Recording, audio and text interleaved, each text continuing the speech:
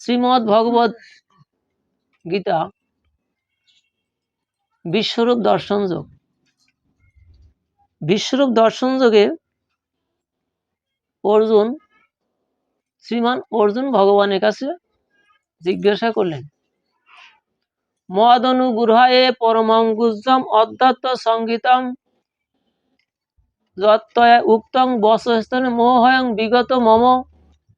হে কৃষ্ণ, তোমার অনুগ্রহে, তোমার কৃপায় অধ্যাত্ম তত্ত্ব কথা শ্রবণ করে আমার মোহ দূরীভূত হয়েছে।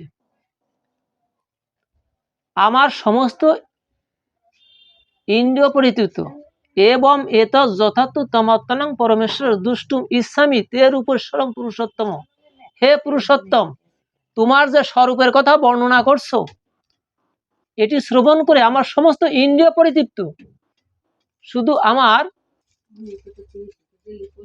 নয়ন বলছে যে রূপের বর্ণনার কথা শ্রবণ করেছি,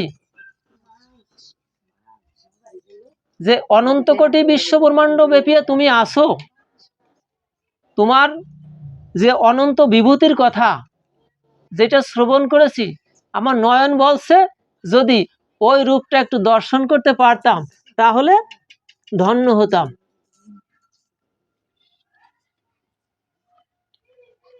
মন্যসে যদি তৎসকং ময়া দ্রষ্টুম ইতি প্রভ যোগেশ্বর ততমে দর্শনত্ব অব্যয়ম। হে যোগেশ্বর হরি, তোমার ওই রূপ দেখার উপযোগী যদি আমাকে মনে করো তাহলে তুমি আমাকে তা দর্শন করাও। কৃষ্ণ ভগবান বললেন, হে অর্জুন,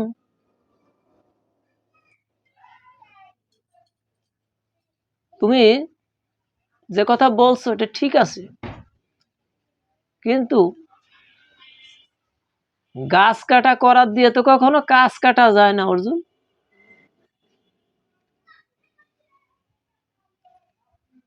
তুমি যে রূপটা দর্শন করতে চাচ্ছ সেই রূপটা আমার অপ্রাকৃত রূপ এবং সেটা আমার দিব্য কান্তি রূপ।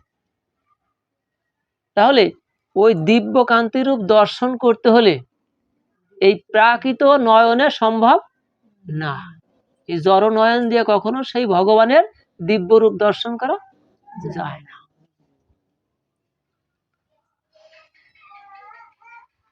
নতুমাং সকর্ষে দ্রষ্টুম অনন্যব সচক্ষুষা দিব্যাম দদামিতে চক্ষু পার্শ্বন যোগেশ্বর।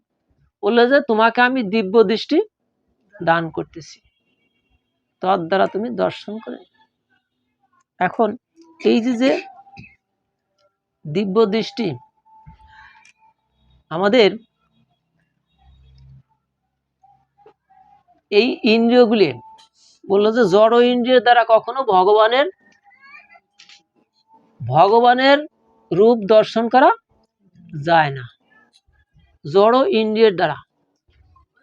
এবং জড় ইন্দ্রিয়ের দ্বারা ভগবানের কথা শ্রবণ করাও যায় না। জড় ইন্দ্রিয়ের দ্বারা কখনো ভগবানের কথা অনুভূতিতেও আনা যায় না। এই জড় ইন্দ্রিয়গুলো অর্থাৎ প্রাকৃত, এই ইন্দ্রিয়গুলো তো প্রাকৃত, এই প্রাকৃত ইন্দ্রিয়কে অপ্রাকৃত করতে হয়। অপ্রাকৃত করতে হয় কিভাবে? দেখুন, এক খণ্ড কয়লা খণ্ড কালো, কিন্তু এই কয়লা খণ্ড যখন অগ্নিকুণ্ডের ভিতর পড়লো, এই কয়লা খণ্ড যখন অগ্নিকুণ্ডের ভিতর পড়লো তখন ওই কয়লার কালো রং কি থাকে নাকি? কয়লার কালো রং থাকে না, ওই কয়লাটা অগ্নিবর্ণই। বলে তুমি যদি আমার ওই রূপ দর্শন করতে চাও তাহলে তোমার ওই ইন্দ্রিয়গুলোকে ঠিক এরকম করতে হবে। কিভাবে করতে হবে? যদি তুমি কি করো, এই মায়ার দাসত্বটা ছেড়ে